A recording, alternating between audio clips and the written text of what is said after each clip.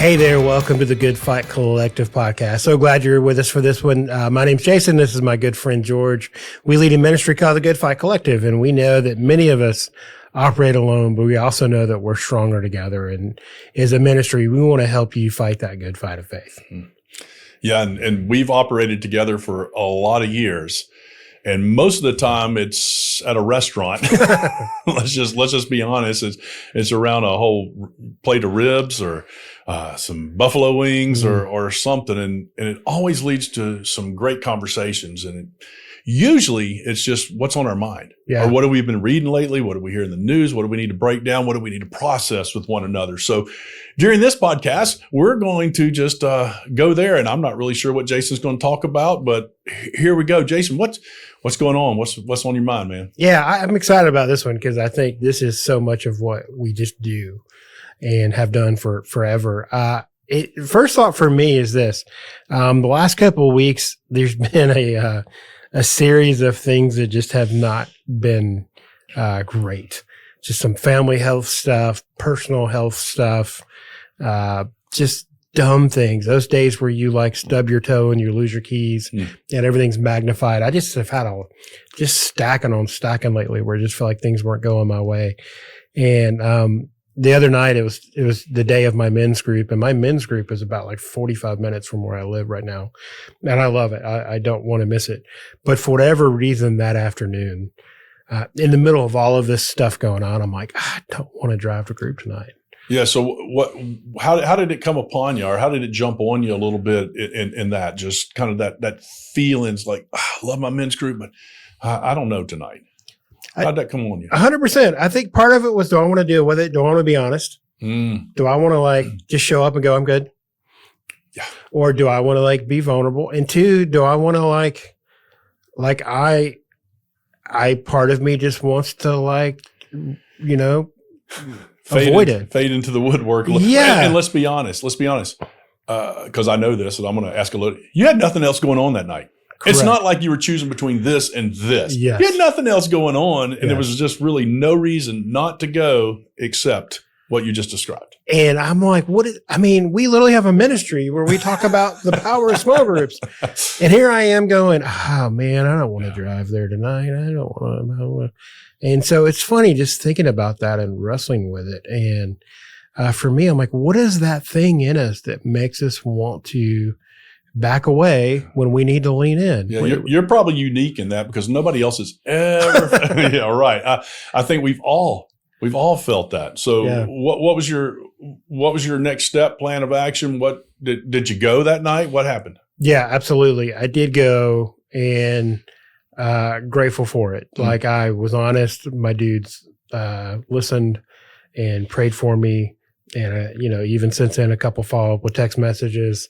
Hey, how's it going? How you doing? Praying for you. And grateful I did. And honestly, grateful just to kind of let it all out, to just say it in front of other people. You knew, because we've been talking kind of the stuff I've been navigating, but to be able to sit in front of my brothers and some of those things I've been asking them to pray for, they didn't know everything. And so for me to unpack, hey, I did this and this is going on. They're like, oh man. I'm like, yeah, it's kind of rough go lately. So obviously, because this is a group that you're in that knows you and cares about you, they just kicked you out immediately and said, Jason, you can't be in our group anymore because you got all this junk and we don't have time. No, we know that's not true. Yeah. They did what? But I guess they were awesome. I mean, they listened and encouraged me, and I know they're there for me. I guess my question is, why do we want to disengage? Like, what is that thing in us as dudes? Is it Adam putting a leaf on as soon as he realized he sinned? What is that thing in us where we just want to let me figure it out? I know as guys, we're fixers. Let me fix it myself. Let me whatever. But I'm just so fascinated by that thing that we all have where we want, instead of engaging, we want to disengage. And I don't, by the way, I don't know the answer. Just throwing it out there. What is that in us? Yeah. But at least you got up, said, you know what? I'm going, drove the 45 minutes. And now next time that feeling, because it'll come on again. Oh, sure. It's not like you defeated it and, took your rattlesnake boot and stomped on its head. You like that, do you? Yeah. Too much country music listening to recently. Bless your heart. So, but when that feeling comes again, because you at least did go, 100%. How you think that's going to affect it when it happens again? Yeah. I mean, the reality is it's happened before Mm. and it's going to happen again. Yes. And it's just that reminder of, hey, this is what we should be doing. We should be engaging, not disengaging.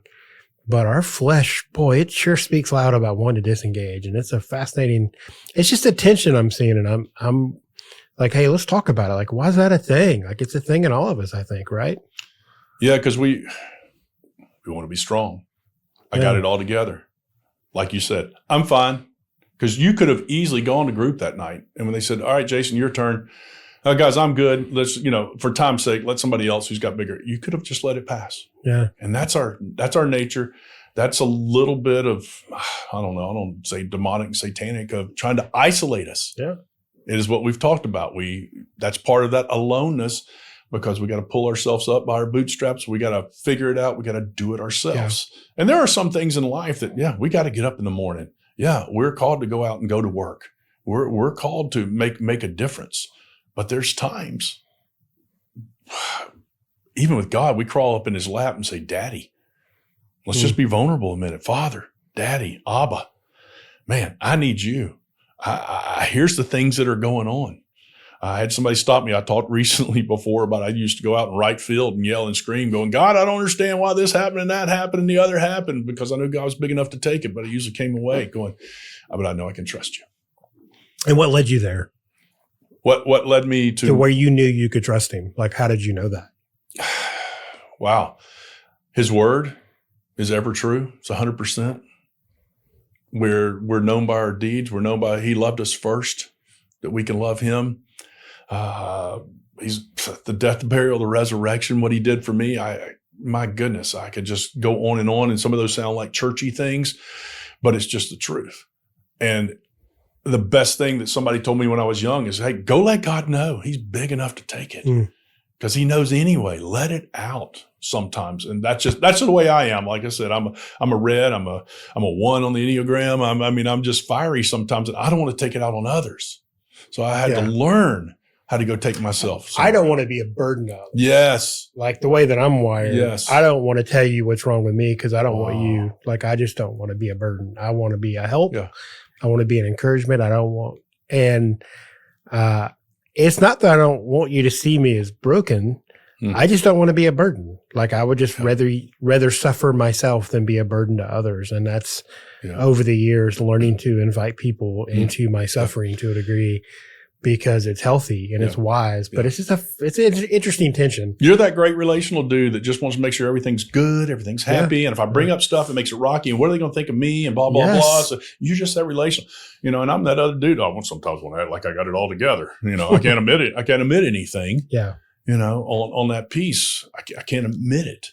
It's good stuff. For both of us, we kind of, just talk to each other and look where we get to here. It's like, okay, good. Yeah. So what's rattling around in your brain these days? What's going on?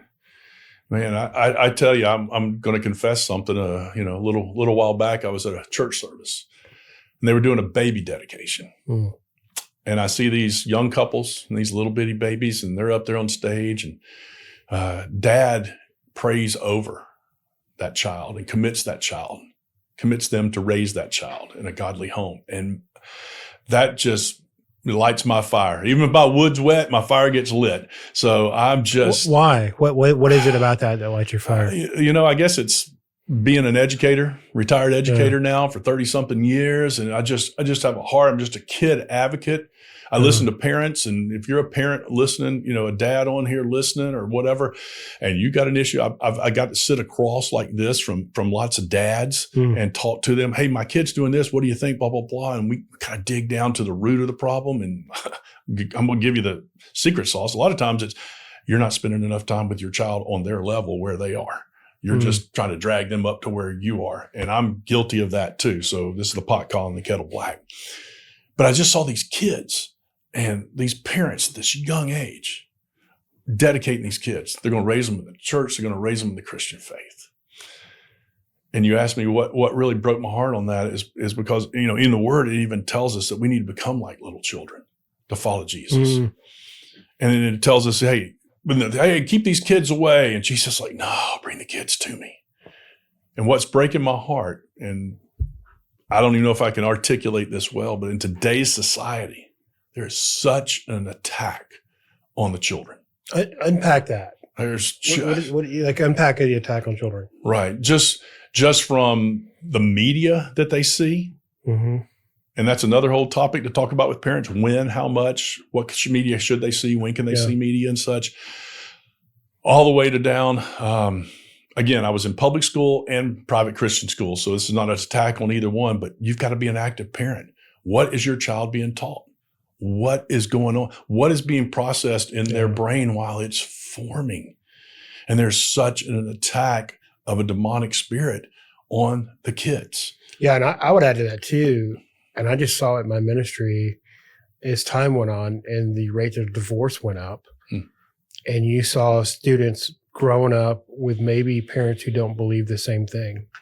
And you saw that battle, literally. Correct. And you saw that tension. And I have to think there's something going on, the spiritual battle that is just killing relationships. We've had several times at the private Christian school, being an administrator, I'd have a parent come in and going, look, I'm enrolling my child, but my spouse, whether it was the husband or the wife, doesn't like this. So just know I'm paying everything. Only send emails to me because they don't want them here. But as severe as that. And I'm just like, may your tribe increase, the one that brought them there, to have them in the Christian education. Again, not everybody can afford Christian education. I get that, the private school education. So that's not the whole answer. It's to me, it's part of it. But again, just the whole heartbrokenness. I won't even get into the abortion issue, okay? Because that's a big deal on that. But just on and on and on, because this next generation that we're raising up, and the next generation to be in a Bible-believing, principled church with two parents that are going to raise up that child in the way they should go. So when they're old, they will not depart from it. So again, it just fired me up. Seeing those young parents up there going, look, we're committing ourselves. Okay. Has nothing to do. That child has no clue. They're doing that. They have no clue what's going on up there, but God knows. And they're putting a hedge of protection. They're putting a covenant of themselves, of the parents to raise those kids in a way that honors God and praying for big things, because God does have a specific purpose for each and every child. And he's made them perfectly in who they are. I was recently on a call with, I call him a friend now. I was his leader when he was in high school, and his son is a teenager now. And he was talking about some stuff with his son. And I couldn't help but think about, I felt like last week you were a teenager and a knucklehead doing teenage guy things. And here you are talking about your son and his faith. Yeah. And it just was this weird, cool, whoa kind of thing for me, where it's like, I see where you're coming from the emotion of that, because time is a thief. It happens quick. Yeah. It rolls really quick. And maybe one more thing. This just came to me. This might be helpful. When your child's young, you're the cop. Don't touch that. Hey, that's hot. Put that down. No, don't stick a penny in the light socket. Okay, we'll see how far a penny will go. The whole joke there. So when they're young, you're the cop. Hey, don't wait. Whoa. They get a little bit older. All of a sudden, you're just you're the caregiver. Okay. Yep. They still need you. You're still right there for them. You're giving them the care, but they're starting that elementary school or so to figure out who they are and what they are. So somewhere around middle school, it takes a turn, and you go from just the caregiver and, oh, that's my little boy who hugs me. And, oh, now they stink. Okay. Because they need deodorant, but they won't even hug me anymore in public or that kind of stuff. That's okay. The parents have more issue than that than the kids, but you go from the cop to the caregiver. Now you're the coach. So you're the coach, and you can still, hey, you set the parameters. You set the game plan as the parent during that middle school, high school year. You set it all out there, and you can hold them to the standards. We often said, when I used to coach high school ball, the bench is a great equalizer. Well, that's usually you put them on restriction. You don't let them go out. So that's what I'm saying. You're the coach for that child. And then some point in time, usually around that senior year of high school, or hopefully you become the counselor. And a counselor you go to get advice, but you don't have to take it. So again, there's just a little bit of a pathway. Maybe that helps. I don't know. I felt just because, man, I just love kids and I love parents and I love the family because God loves the family. God instituted the family. So that was what was on my mind. That's cool. And just that baby dedication, it just took me from them being little kids all the way up to what God's going to do in their life. And I just light up when I think about kids and stuff. So that's cool. Well, I think for us, it's cool to think about. One, I think it's really cool to have people you can unpack stuff with. Yes. We hope it's, you have that family or with your group. But I think as you fight the good fight of faith, it is cool to sometimes hit the brake and look back and go, hey, God, what's going on? Help me think through all these things. Yep. And here's something we've never said to everybody. Jason and I have never been in a men's group together. Correct. But that has been a positive for us because we can get together like this and bounce things off of 100%. Each other and become iron sharpening iron and take it back to our group and throw some things around. So that's been a thing. So we hope for you that, yes, you've got a group, that your church has groups. The Good Fight Collective can help you with that. But also that you have someone in your life that you can sit around, whether it's having some wings, some ribs, or whatever your choice getting hungry might be. Absolutely. That you can do this and just go, hey, what's on your mind? And then just ask them follow-up questions and flesh it out. And God's going to bring you to some great good point. Stuff, man. Good stuff. So as we fight the good fight of faith and we close down this podcast, fight on.